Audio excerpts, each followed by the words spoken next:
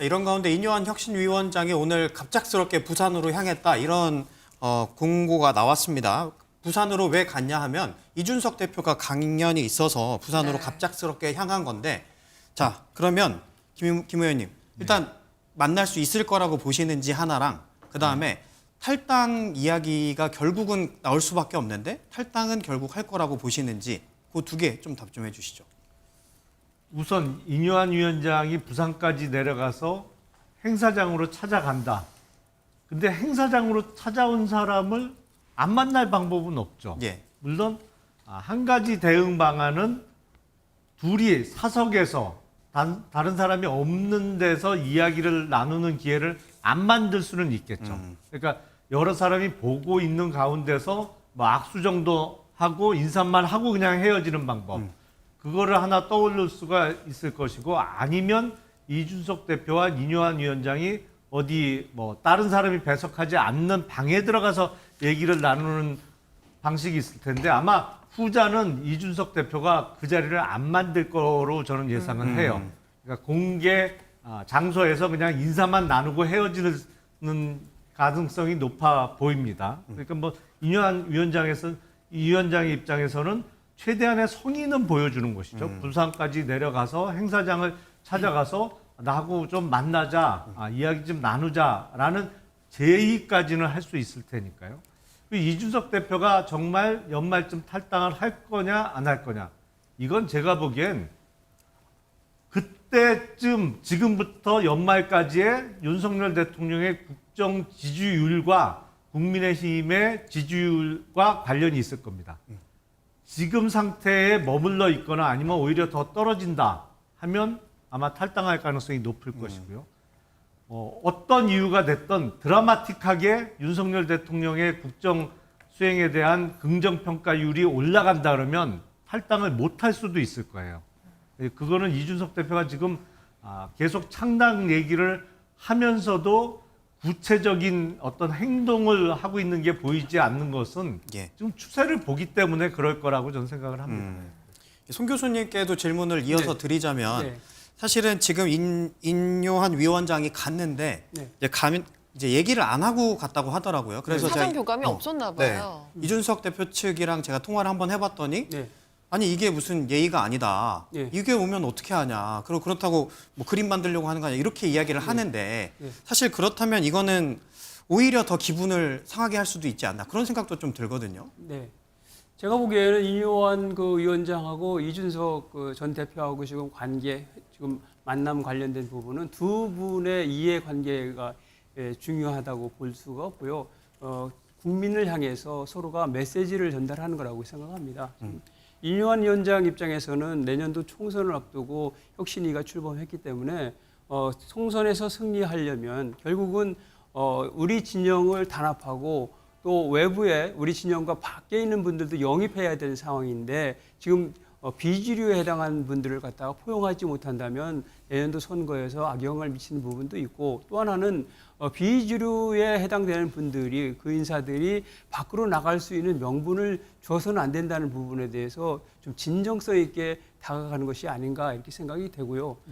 지금 이준석 대표로서도 좀 답답한 것이 뭐냐면 탈당을 해서 신당을 만든다 하는 부분도 사실은 뾰족한 수가 사실 없습니다. 지금 노원병 얘기를 하지만 노원병을 자기 공천을 하는 것은 사지로 모는 것이다 하고 자기를 그렇게 평가한 거 아니겠습니까? 그만큼 지금 이준석 대표가 처음 2021년도 당대표가 됐을 때 젊은 정치인으로서 부각이 많이 되고 그래서 당연히 그 지역은 홍정욱 전 의원이 당선됐기도 했고 그 이후에 안철수 의원이 당선된 지역입니다. 다시 말하면 거물급도 다 성공한 그런 지역입니다. 그래서 이번에는 아마도 이준석 대표가 노원병에서 되지 않겠나 전망을 했는데 지금 현실은 어떻게 됐습니까? 지금 거기를 사지라고 생각하고 있을 정도로 사실 정치적으로다가 위상이 좀 많이 추락된 거 아니겠습니까? 또 밖에 나간다 하더라도 어디 가서 당선될 때가 지역구는 사실 없습니다. 그렇기 때문에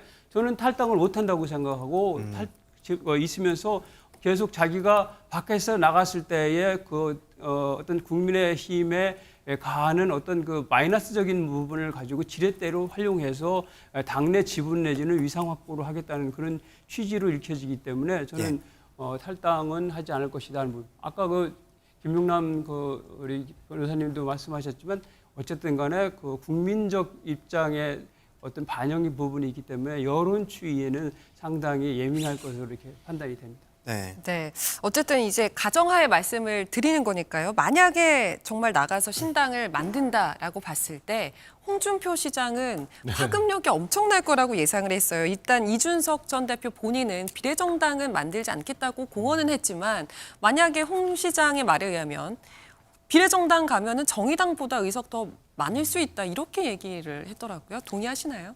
일단 정의당이 6석이죠 현재. 그래서 이제 그것보다는 많을 거다는 말씀을 하시는 건데 일단 선거제 협상도 좀 봐야긴 해야 될 것 같습니다. 지금 여야 간에 그 지역구 문제도 있지만 그 비례대표 제도를 어떻게 할지가 있고 현재 준연동형제로 그대로 갈 건지 아니면 뭐 권역별로 나눠놓고 연동형제를 할지 예전의 병립형으로 다시 돌아갈지 협상이 끝나지 않았거든요. 여기에 따라서 뭐 이준석 전 대표뿐만 아니고 많은 신당을 고민하신 분들이 창당을 어떻게 할 건지 어떤 형태로 할 건지가 결정이 될 거라고 봅니다. 저는 근데 좀 전에도 우리 앞에서 나왔듯이 오늘 이뇨한 위원장이 이제 부산행은 좀 기시감이 들지 않습니까? 예전에 윤석열 대통령이 후보 시절에 이준석 전 대표와 상당히 갈등을 겪었을 때 울산까지 찾아가고 막 그랬어요. 네. 이준석 대표는 도망 다니고 뭐 도망이라는 표현이 좀 그렇습니다만은 다른 데 이동하고. 근데 그 이후에 어떻게 됐습니까? 계속적으로 갈등은 이어졌다가 후보가 결정적으로 나타나서 포옹을 하면서 다 통합이라고 했는데 결국 이준석 대표는 대선을 이기고 지방선거를 이기고 쫓겨났어요. 토사구팽 당했다고 본인은 생각할 겁니다. 많은 국민도 거기 동의를 하고 있고. 그래서 이뇨한 위원장이 온다고 해서 이건 풀리지 않을 거고 와서 하면은 이준석 대표는 진위를 확인할 겁니다. 제가 이 말씀을 드리는 거는 그 진위 확인이 앞으로 12월까지 자기가 보겠다는 신당 과정에 있어서 절차에도 영향을 미칠 거예요. 만약에 만난다면은 물어볼 겁니다. 당신 혼자 당신 뜻으로 왔습니까? 아니면 이게 진짜 용산에 있는 대통령의 생각입니까?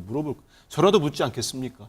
그러면 엊그제 내놓은 혁신안 있지 않습니까? 네. 좀 전에 얘기 나누겠습니다. 그거 본인 생각입니까? 아니면 얘기가 된 겁니까? 물어볼 거예요. 그래야 본인과 얘기가 되는 거지. 네. 그러지 않고 그냥 이뇨한 위원장이 계속적으로 그러다 보니까 얘기 나오는 게 그거 아닙니까? 탈당 못하게 발을 잡고 결국은 노원 공천할 거다. 나오는 게 그런 거거든요. 네. 그래서 진위 확인을 할 거고 그런 여러 가지 과정들 왜 이준석 대표는 12월까지 보겠다고 하겠습니까? 그만큼 우리 정치 상황에 많이 요동을 칠 거고 특히 국민의힘은 지금 여러 가지 던져놓은 혁신안 그게 어떻게 진행될지에 따라서 국민 여권 전체가 크게 휘둘릴 수 있습니다. 휘청거릴 수 있기 때문에 이준석 대표 입장에서는 그런 과정들을 지켜볼 겁니다. 네. 지금 말씀을 해주셨지만 사실 어제 2호 혁신안도 나왔습니다. 이 내용이 당 지도부와 중진, 친윤계 의원들에 대해서 이 불출마 혹은 수도권 출마를 요청했다라는 건데 먼저 영상이 준비가 돼 있거든요. 영상 보고 이어가 보도록 하겠습니다. 오늘 두 번째 그 발표를 드리겠습니다. 제일 중요한 건 당 지도부 및 중진, 대통령과 가까이 지내는 의원들은 총선 불출마를 선언하거나 아니면 수도권 지역에 어려운 곳에 와서 출마하는 것을 강력히 요구합니다. 우선 우리 당은 위기입니다. 더 나아가서 나라가 위기인데 이제는 국민한테 모든 것을 돌려주고 정치인이 결단을 내려서 희생을 해주는 그런 새로운 길을 요구합니다. 이거는 정치적인 행위이기 때문에 지도부에서 당의 회생을 바라신다면 적절한 답변이 있을 걸로 기대와 예상을 하고 있습니다. 그리고 얼마 전에 김기현 대표께서도 적절한 시점에 답이 있을 것이다라고 말씀한 부분을 기억하고 있습니다. 네, 1호 혁신안에 대해서는 그렇게 홍준표 시장 반발을 했었는데 박 교수님 2호 혁신안에 대해서는 아주 반색하는 모습을 보였습니다. 왜 이렇게 반색을 한 건가요? 사실 정치인이라면 자기 지역구 버리고 지역구하고 아무런 상관이 없는 곳에 가서 출마하라? 이거 대단한 정치적 결단 없이는 불가능한 겁니다. 네. 그런데 이뇨한 위원장이 소위 윤핵관들에게 폭탄을 던졌어요.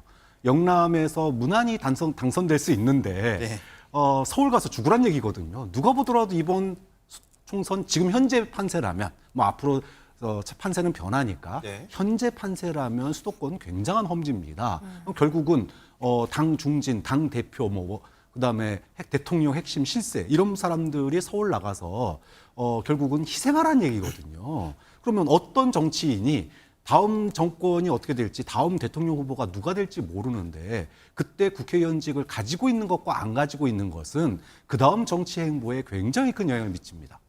언제까지 윤석열 대통령의 영향력이 당내에 있을지 아무도 모르는 상황이에요. 그러면 차기 구도가 어떻게 되느냐? 여기 이때 본인이 움직이려면 소위 말해서 배지가 있어야 되거든요. 그런데 수도권 가서 다 죽어버리면 낙선하면 네. 그때는 답이 없는 겁니다. 자, 그런데 저는 이게 지금 그 인요한 위원장이 가지고 있는 혁신위가 가지고 있는 한계 아니냐. 왜냐하면 사실은 혁신을 누가 해야 되냐 하면은 대통령실하고 대통령이 혁신을 해야 돼요.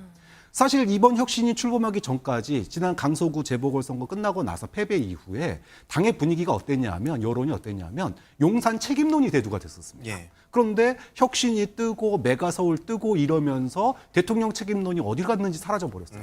그리고 밑에서 불만이 많으니까 그 불만을 누구에게 던진 거냐? 윤핵관한테 던진 거예요. 네. 당신들이 대통령에게 올 불만 다 안고 서울 나가라 그러는데 윤핵관들 지금부터 이제 고민할 수밖에 없는 거죠. 정치적으로 자기 희생 보여줘야 될지 아니면 개인적 실리를 찾아야 될지 굉장히 고민이 많을 텐데 피할 수 있으면 아마 최대한 피하려고 노력하지 않을까 예상을 해봅니다. 네. 앞서서 대변인님이 말씀을 해주셨던 내용 중에 이 2호 혁신안이 진짜 이게 혁신 위에서 만든 안인지 아니면 정말 그 대통령의 의지가 반영이 돼 있는지 이제 그게 좀 궁금한데 어떨까요? 어떻게 네. 좀, 네. 너무 민감한 질문을 드렸을까요? 적어도 당 지도부와의 교감이 없었던 거는 거의 확실하죠. 왜냐하면 이게 이철규 전 사무총장이 인재영입위원장으로 다시 컴백하고 바로 이 혁신의 2호 혁신안이 나왔어요. 네. 그러니까 지금 윤석열 대통령과 친한 의원들, 명칭에 따라서 칭하게 따라서는 친윤으로도 분류될 수 있는. 분류될 수 네. 있습니다만, 그러니까 친윤 의원으로 분류되는 전 사무총장이 바로 인재영입위원장으로 컴백한 다음에 이 메시지가 나왔거든요. 그러니까 야당의 주장대로 지금 국민의힘 당 지도부는 소위 허수아비다. 용산의 대통령실과 교감하에 용산이 시키는 대로 그대로 한다라는 전제하에 따져보면 안 맞는 거죠, 이게. 네. 인재영입 위원장의 컴백과 이 2호 혁신안은 전혀 내용이 상충하는 내용입니다. 네. 그러니까 글쎄요, 그 인요한 혁신위원장이 타이밍을 기가 막히게 잡았다고 저는 생각을 하는데 아마 독자적인 판단 아니었을까 싶고 예. 정치에 있어서는 명분을 먼저 획득하는 사람이 훨씬 유리한 싸움을 할 수밖에 없습니다. 그런데 인요한 위원장의 어떤 중진과 또 친윤 의원들에 대해서 그리고 당 지도부를 포함해서 저는 방점은 불출마에 찍혀 있다고 생각을 해요. 불출마를 하든지 부득이 출마를 하겠다면 수도권으로 수도권으로 가든지. 올라와라 이건데 그거를 뒤집을 만한 명분을 과연 찾을 수 있을지 저는 쉽지 않다고 보거든요. 그래서 예. 결국에는 명분을 국민들로부터 설득해내고 명분 싸움에서는 인요한 위원장이 1승을 먼저 거뒀다 이렇게 생각합니다. 네. 1승을 거뒀다 이렇게 말씀을 해주셨는데 한미수 대변인께도 질문을 드리자면 사실은 민주당의 상황도 다르지 않을 거라고 생각하거든요. 만약에 여기서 이 당이 국민의힘이 전격적으로 이 혁신안을 받았다, 쉽진 않겠지만 받았다라고 하면 사실 민주당도 그런 고민을 할 수밖에 없을 것 같거든요. 역대 제가 이제 기자 때 총선이나 이렇게 선거 취재를 해보면 특히 작은 정당도 마찬가지나 큰 정당, 1, 2정당은 그 다른 정당의 움직임에 영향을 상당히 많이 받습니다. 전체 선거 구도를 짤 때도 그렇고. 근데 말씀하신 대로 우리 앵커 말씀대로 인 위원장이 저는 이거 상당히 폭탄이 될지 메가톤급 이슈로 좋은 쇄신이 될지는 모르겠습니다. 현재로서는. 근데 이런 것들이 나온다는 거는 우리 민주당도 여러 영향을 받을 수 있습니다. 근데 저희들 같은 경우는 일단 당장 다음 주부터 총선기획단 월요일부터 1차 회의가 있고 앞으로 이어질 인재영입위원회도 구성될 거고 여러 가지 단위들이 있거든요. 차분하게 준비할 거고 여기서 한 가지 이제 말씀드리는 건 저희 당 외부에서도 뭐 지금 뭐 민주당 이렇게 하면은 뭐 무슨 거대 의석을 얻을 것처럼 얘기하는 분들이 있는데 저는 정말 그건 바람직하지 않다고 봅니다.